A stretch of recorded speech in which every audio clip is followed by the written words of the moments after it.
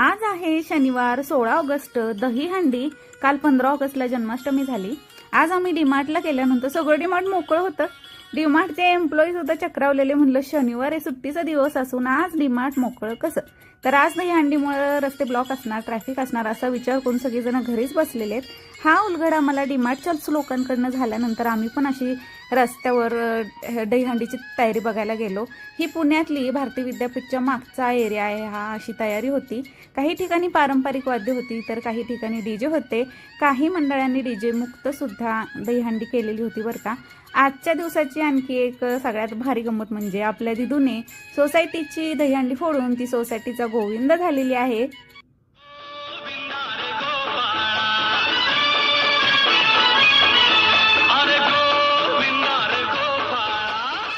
अशी होती आजच्या दिवसाची गंमत. भेटू नेक्स्ट ब्लॉगमध्ये. बाय.